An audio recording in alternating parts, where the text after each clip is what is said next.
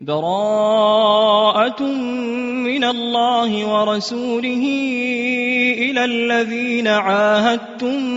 من المشركين فسيحوا في الأرض 4 أشهر واعلموا أنكم غير معجز الله وأن الله مخزي الكافرين وأذان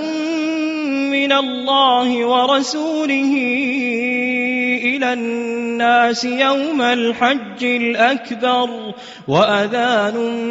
من الله ورسوله إلى الناس يوم الحج الأكبر أن الله بريء من المشركين ورسوله فإن تبتم فهو خير لكم وإن توليتم فاعلموا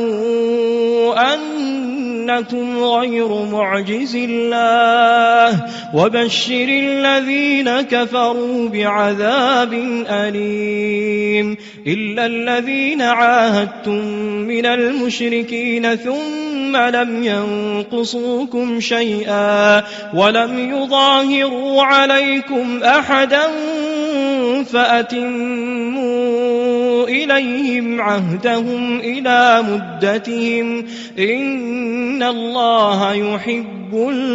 المتقين فإذا انسلخ الأشهر الحرم فاقتلوا المشركين حيث وجدتموهم وخذوهم واحصروهم واقعدوا لهم كل مرصد فإن تابوا وأقاموا الصلاة وآتوا الزكاة فخلوا سبيلهم إن الله غفور رحيم وإن أحد من المشركين استجارك فأجره حتى يسمع كلام الله ثم أبلغه مأمنه ذلك بأنهم قوم لا يعلمون كيف يكون للمشركين عهد عند الله وعند رسوله إلا الذين عاهدتم عند المسجد الحرام فما استقاموا لكم فاستقيموا لهم إن الله يحب المتقين كيف وإن يظهروا عليكم لا يرقبوا فيكم إلا ولا ذمة يرضونكم بأفواههم وتأبى قلوبهم وأكثرهم فاسقون اشتروا بآيات الله ثمنا قليلا فصدوا عن سبيله إنهم ساء ما كانوا يعملون لا يرقبون في مؤمن إلا ولا ذمة وأولئك هم المعتدون فإن تابوا وأقاموا الصلاة وآتوا الزكاة فإخوانكم في الدين ونفصل الآيات لقوم يعلمون وإن نكثوا أيمانهم من بعد عهدهم وطعنوا في دينكم فقاتلوا أئمة الكفر إنهم لا أيمان لهم لعلهم ينتهون ألا تقاتلون قوما نكثوا أيمانهم وهموا بإخراج الرسول وهم بدأوكم أول مرة أتخشونهم فالله أحق أن تخشوه إن كنتم مؤمنين قاتلوهم يعذبهم الله بأيديكم ويخزهم وينصركم عليهم ويشف صدور قوم مؤمنين ويذهب غيظ قلوبهم ويتوب الله على من يشاء والله عليم حكيم. أم حسبتم أن تتركوا ولما يعلم الله الذين جاهدوا منكم ولم يتخذوا من دون الله ولا رسوله ولا المؤمنين وليجا والله خبير بما تعملون. ما كان للمشركين أن يعمروا مساجد الله شاهدين على أنفسهم بالكفر أولئك حبطت أعمالهم وفي النار هم خالدون. إنما يعمر مساجد الله من آمن بالله واليوم الآخر وأقام الصلاة وآتى الزكاة ولم يخش إلا الله فعسى أولئك أن يكونوا من المهتدين. أجعلتم سقاية الحاج وعمارة المسجد الحرام كمن آمن بالله واليوم الآخر وجاهد في سبيل الله لا يستوون عند الله والله لا يهدي القوم الظالمين. الذين آمنوا وهاجروا وجاهدوا في سبيل الله بأموالهم وأنفسهم أعظم درجة عند الله وأولئك هم الفائزون. يبشرهم ربهم برحمة منه ورضوان وجنات لهم فيها نعيم مقيم خالدين فيها أبدا إن الله عنده أجر عظيم. يا أيها الذين آمنوا لا تتخذوا آباءكم وإخوانكم أولياء إن استحبوا الكفر على الإيمان ومن يتولهم منكم فأولئك هم الظالمون. قل إن كان آباؤكم وأبناؤكم وإخوانكم وأزواجكم وعشيرتكم وأموال اقترفتموها وتجارة تخشون كسادها ومساكن ترضونها أحب إليكم من الله ورسوله وجهاد في سبيله فتربصوا حتى يأتي الله بأمره والله لا يهدي القوم الفاسقين. لقد نصركم الله في مواطن كثيرة ويوم حنين إذ أعجبتكم كثرتكم فلم تغن عنكم شيئا وضاقت عليكم الأرض بما رحبت ثم وليتم مدبرين. ثم أنزل الله سكينته على رسوله وعلى المؤمنين وأنزل جنودا لم تروها وعذب الذين كفروا وذلك جزاء الكافرين. ثم يتوب الله من بعد ذلك على من يشاء والله غفور رحيم. يا أيها الذين آمنوا إنما المشركون نجس فلا يقربوا المسجد الحرام بعد عامهم هذا وإن خفتم عيلة فسوف يغنيكم الله من فضله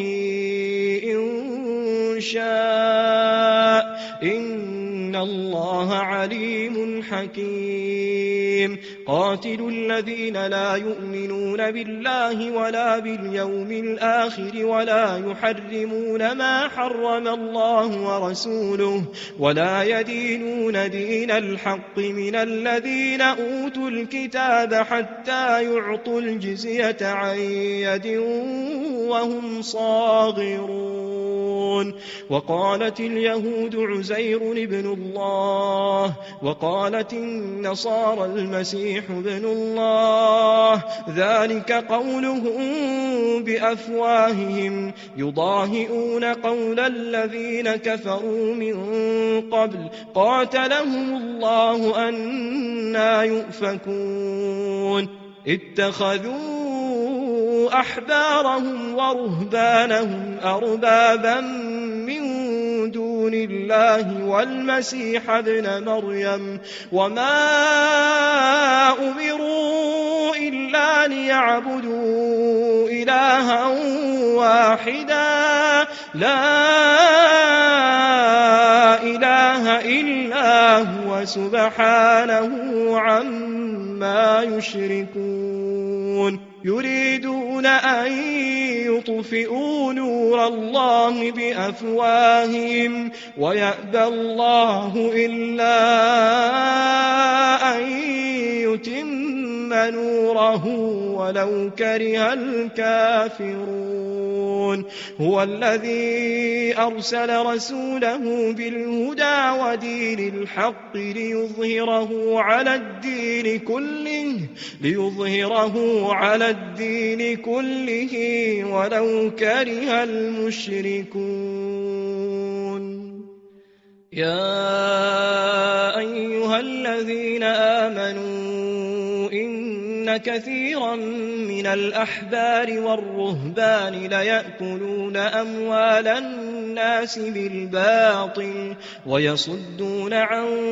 سبيل الله والذين يكنزون الذهب والفضة ولا ينفقونها في سبيل الله فبشرهم بعذاب أليم يوم يحمى عليها في نار جهنم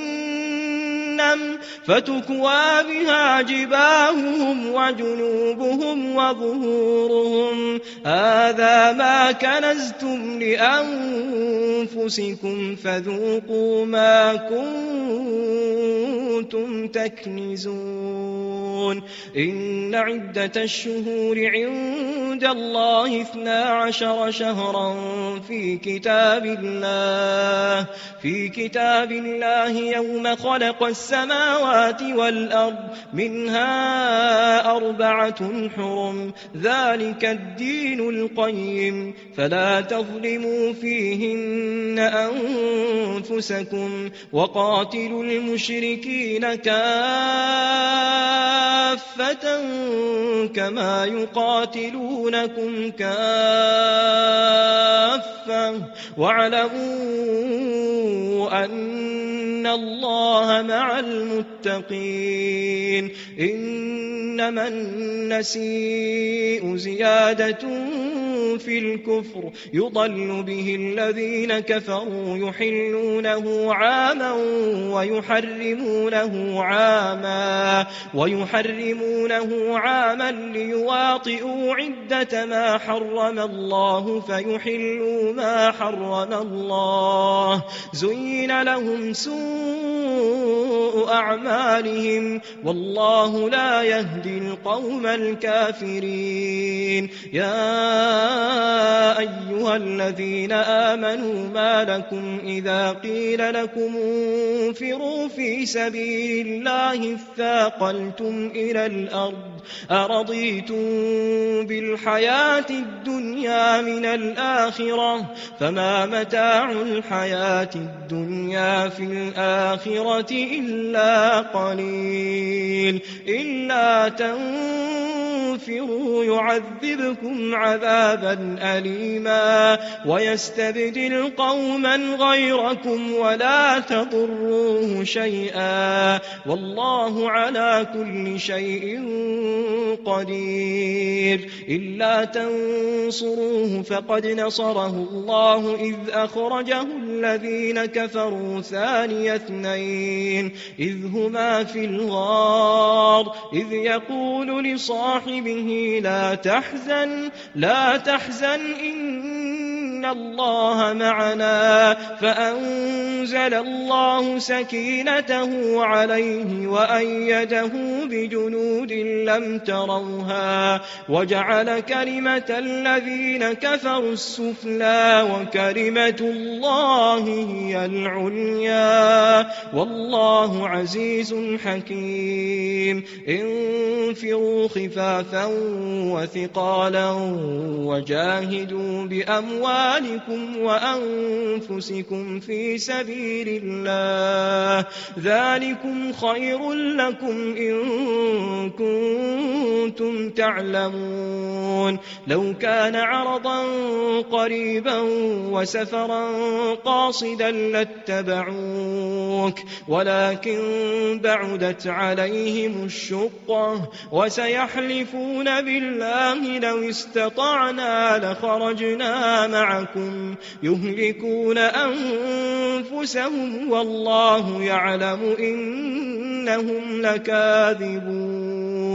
عفى الله عنك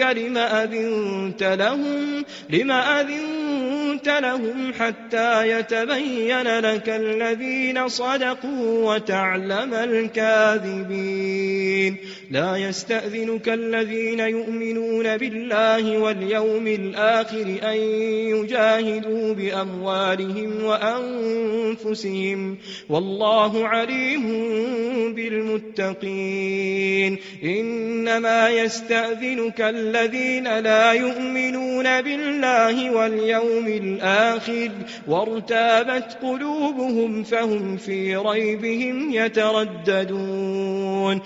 ولو أرادوا الخروج لأعدوا له عدة ولكن كره الله بعاثهم فثبطهم وقيل اقعدوا مع القاعدين لو خرجوا فيكم ما زادوكم إلا خبالا ولأوضعوا خلالكم يبغونكم الفتنة وفيكم سماعون لهم والله عليم بالظالمين لقد ابتغوا الفتنة من قبل وقلبوا لك الأمور حتى جاء الحق وظهر أمر الله وهم كارهون ومنهم من يقول ائذن لي ولا تفتني ألا في الفتنة سقطوا وإن جهنم لمحيطة بالكافرين إن تصبك حسنة تسؤهم وإن تصبك مصيبة يقولوا قد أخذنا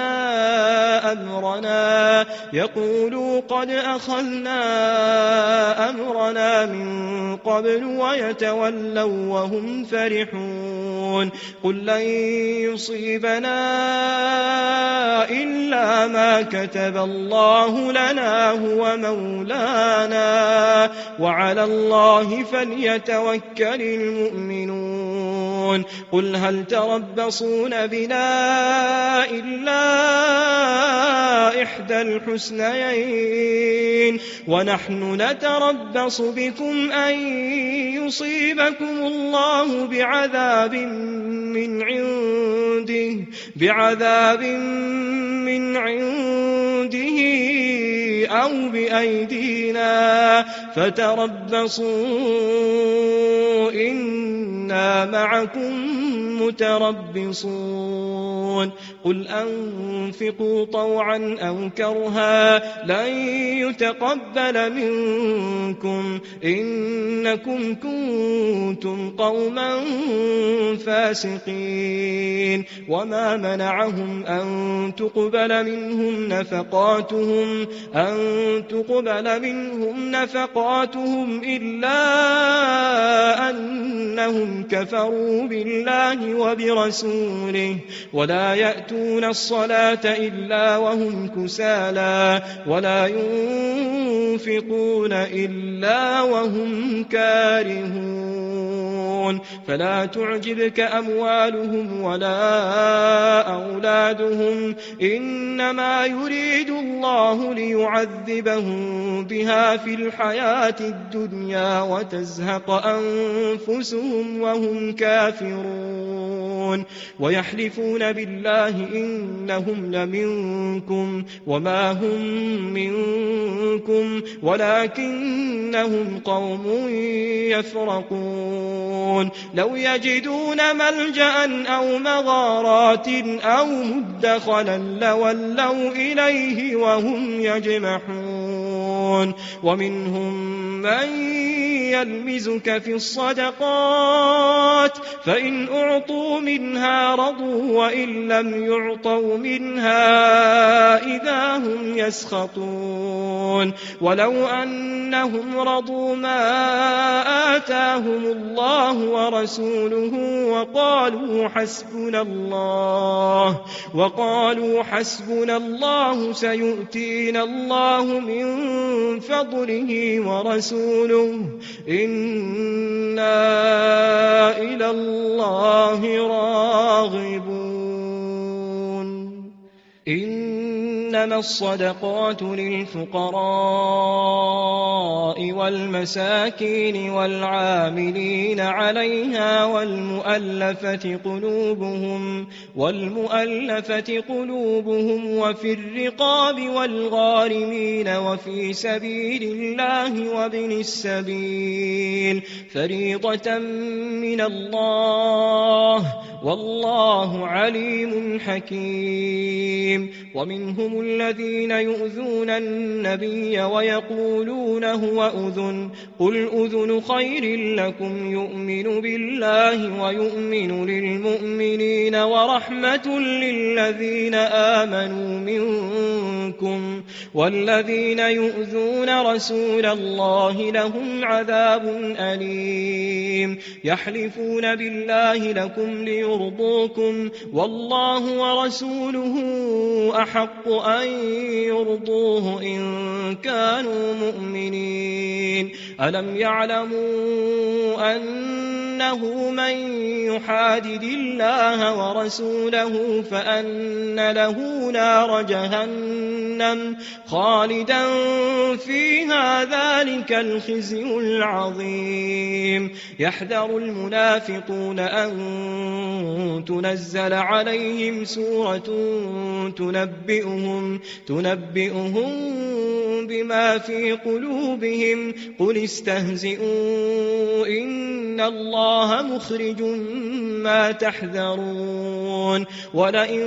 سألتهم ليقولن إنما كنا نخوض ونلعب قل أبالله وآياته ورسوله كنتم تستهزئون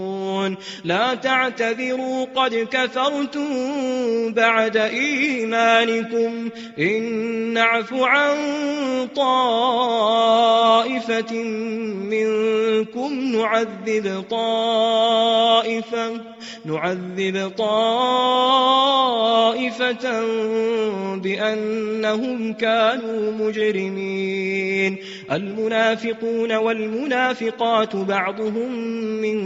بعض يأمرون بالمنكر وينهون عن المعروف ويقبضون أيديهم نسوا الله فنسيهم إن إن المنافقين هم الفاسقون وعد الله المنافقين والمنافقات والكفار نار جهنم خالدين فيها هي حسبهم ولعنهم الله ولهم عذاب مقيم كالذين من قبلكم كانوا أشد منكم قوة وأكثر أموالا وأولادا فاستمتعوا بخلاقهم فاستمتعتم بخلاقكم كما استمتع الذين من قبلكم بخلاقهم وخضتم كالذي خاضوا أولئك حبطت أعمالهم في الدنيا والآخرة وأولئك هم الخاسرون ألم يأتهم نبأ الذين من قبلهم قوم نوح وعاد وثمود وقوم إبراهيم وأصحاب مدين والمؤتفكات أتتهم رسلهم بالبينات فما كان الله ليظلمهم ولكن كانوا أنفسهم يظلمون والمؤمنون والمؤمنات بعضهم أولياء بعض يأمرون بالمعروف وينهون عن المنكر ويقيمون الصلاة ويؤتون الزكاة ويطيعون الله ورسوله أولئك سيرحمهم الله إن الله عزيز حكيم وعد الله المؤمنين والمؤمنات جنات تجري من تحتها الأنهار خالدين فيها ومساكن طيبة في جنات عدن ورضوان من الله أكبر ذلك هو الفوز العظيم يا أيها النبي جاهد الكفار والمنافقين واغلظ عليهم ومأواهم جهنم وبئس المصير يحلفون بالله ما قالوا ولقد قالوا كلمة الكفر وكفروا بعد إسلامهم وهموا بما لم ينالوا وما نقموا إلا أن أغناهم الله ورسوله من فضله فإن يتوبوا يك خيرا لهم وإن يتولوا يعذبهم الله عذابا أليما في الدنيا والآخرة وما لهم في الأرض من ولي ولا نصير ومنهم من عاهد الله لئن آتانا من فضله لنصدقن ولنكونن من الصالحين فلما آتاهم من فضله بخلوا به وتولوا وهم معرضون فأعقبهم نفاقا في قلوبهم إلى يوم يلقونه بما أخلفوا الله ما وعدوه وبما كانوا يكذبون ألم يعلموا أن الله يعلم سرهم ونجواهم وأن الله علام الغيوب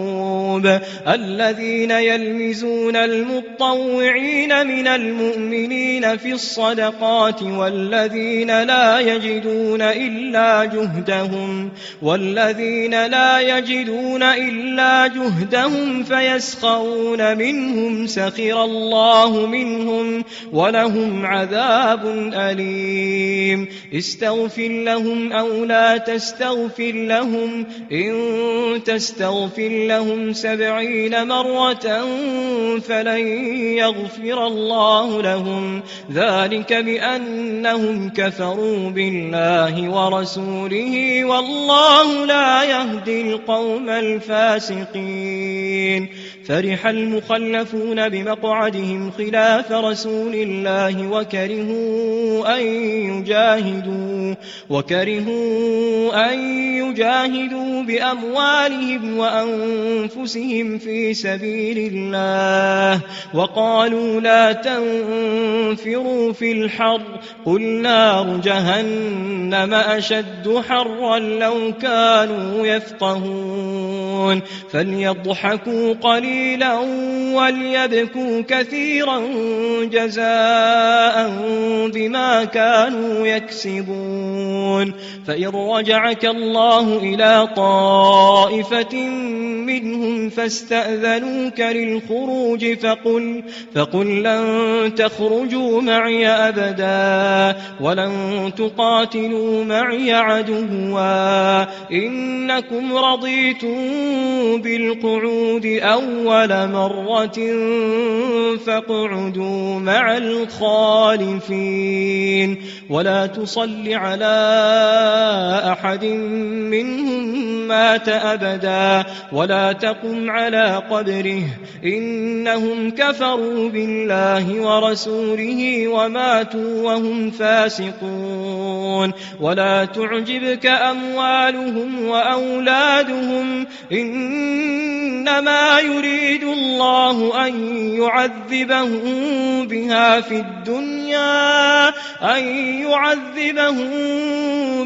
في الدنيا وتزهق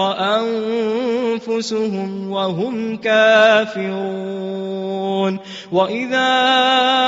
أنزلت سورة أن آمنوا بالله وجاهدوا مع رسوله استأذنك أولو الطول منهم وقالوا ذرنا نكن مع القاعدين. رضوا بأن يكونوا مع الخوالف وطبع على قلوبهم فهم لا يفقهون. لكن الرسول والذين آمنوا معه جاهدوا بأموالهم وأنفسهم وأولئك لهم الخيرات وأولئك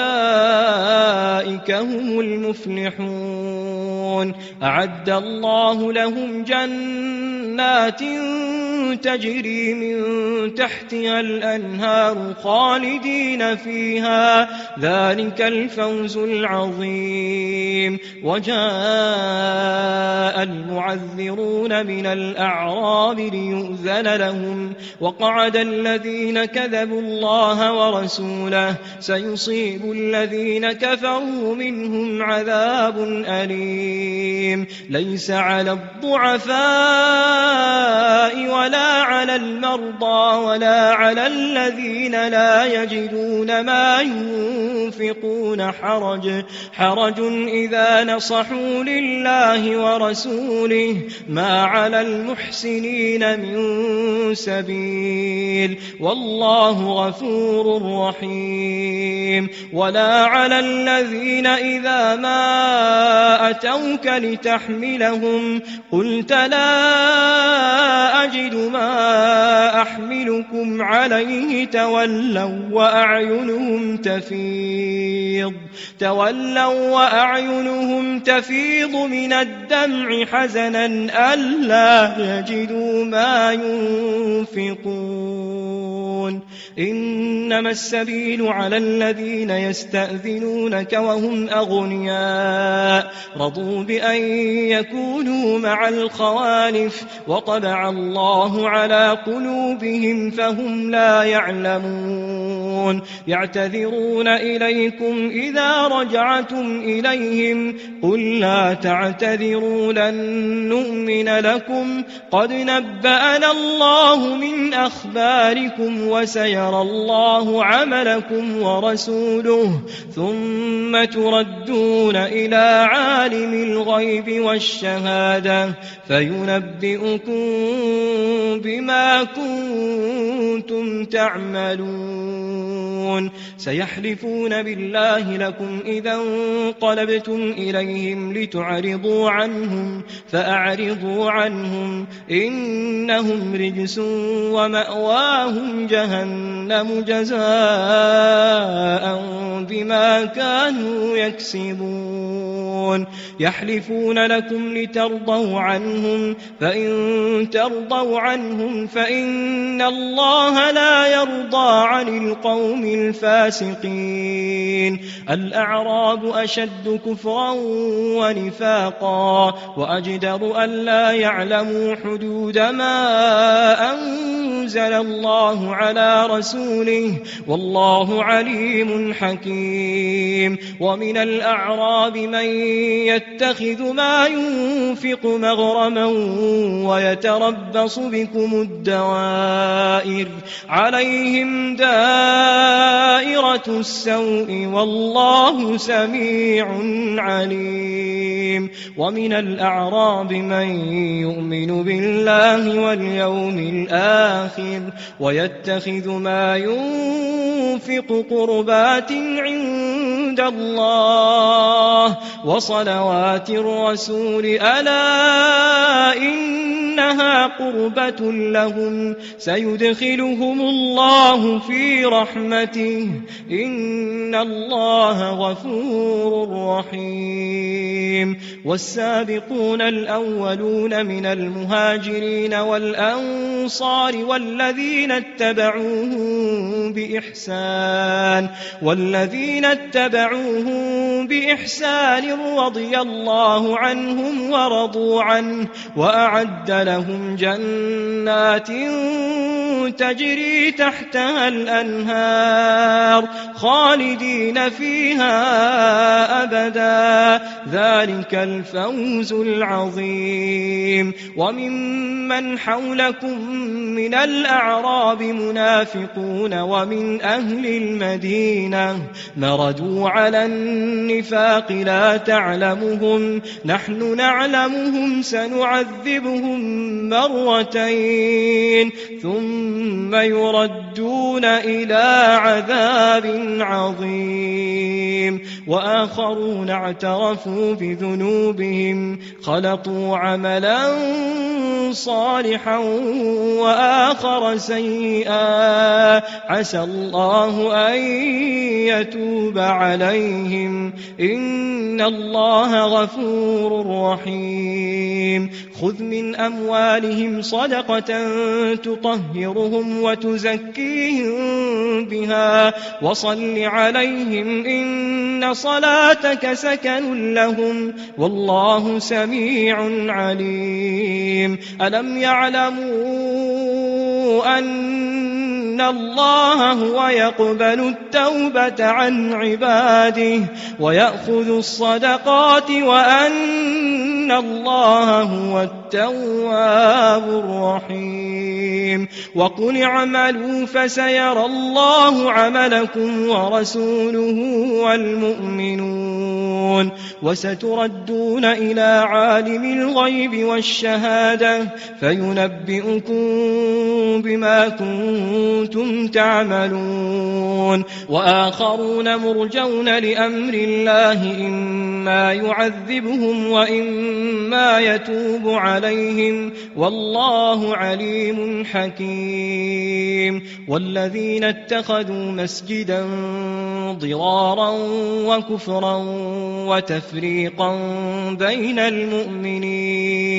وتفريقا بين المؤمنين وإرصادا لمن حارب الله ورسوله من قبل وليحلفن إن أردنا إلا الحسنى والله يشهد إنهم لكاذبون لا تقم فيه أبدا لمسجد أسس على التقوى من أول يوم أحق أن تقوم فيه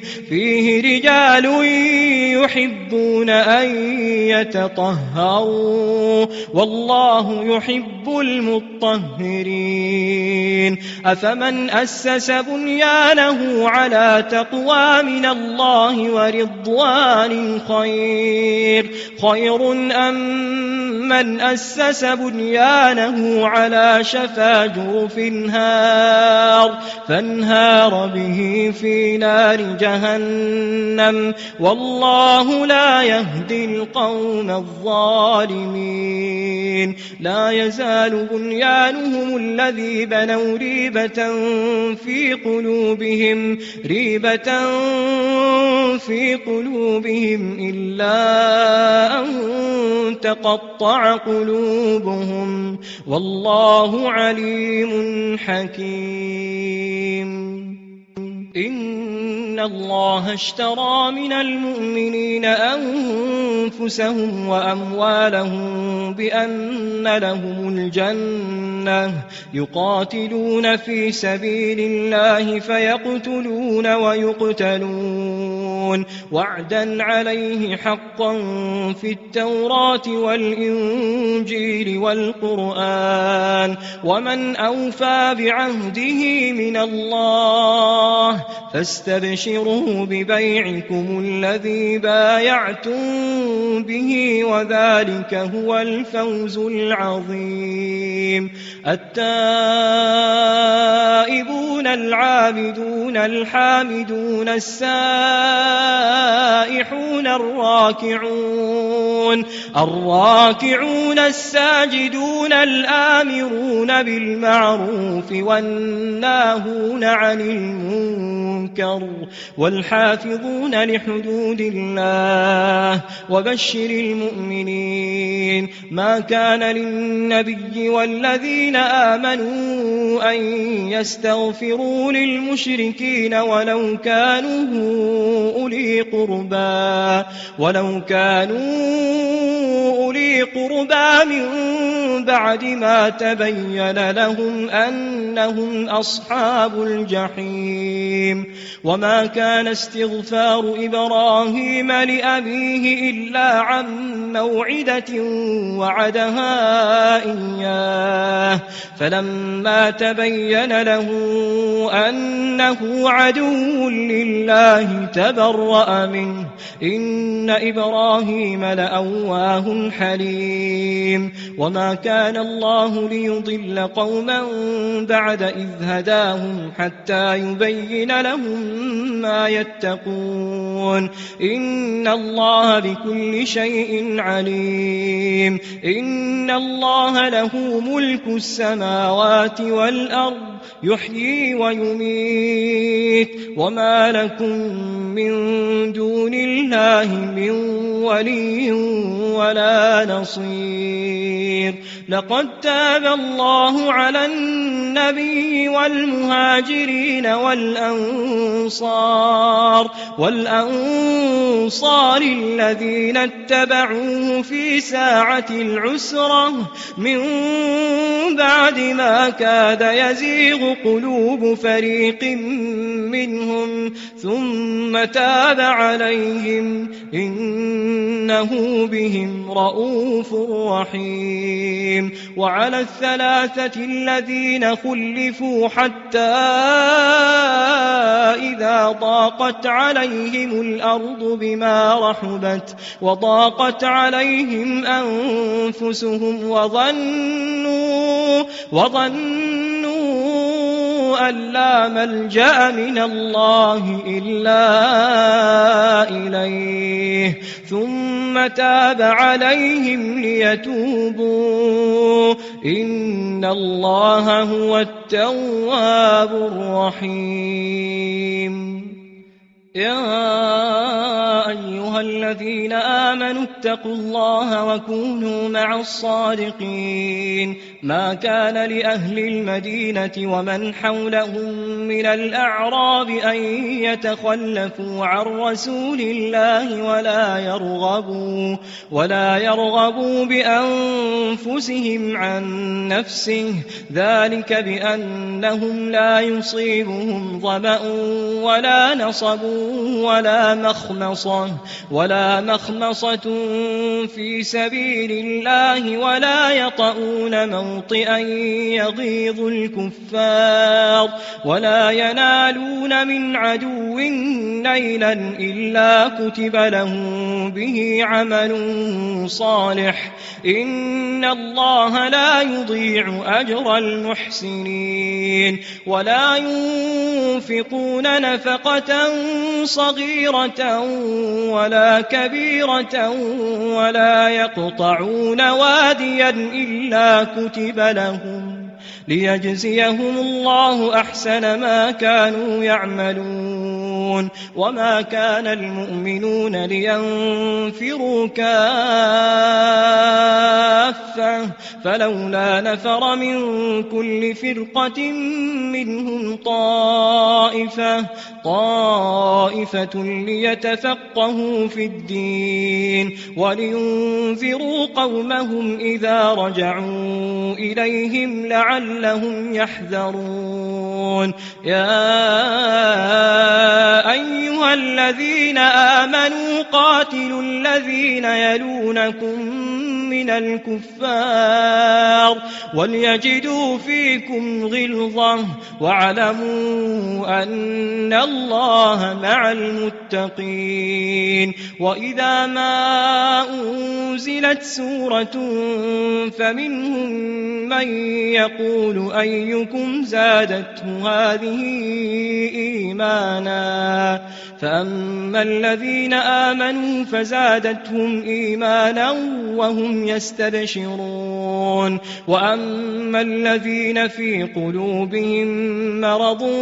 فزادتهم رجسا إلى رجسهم وماتوا وهم كافرون. أولا يرون أنهم يفتنون في كل عام مرة أو مرتين ثم لا يتوبون ولا هم يذكرون. وإذا ما أنزلت سورة نظر بعضهم إلى بعض هل يراكم من أحد ثم انصرفوا صرف الله قلوبهم بأنهم قوم لا يفقهون. لقد جاءكم رسول من أنفسكم عزيز عليه ما عنتم حريص عليكم بالمؤمنين رؤوف رحيم. فإن تولوا فقل حسبي الله لا إله إلا هو عليه توكلت وهو رب العرش العظيم.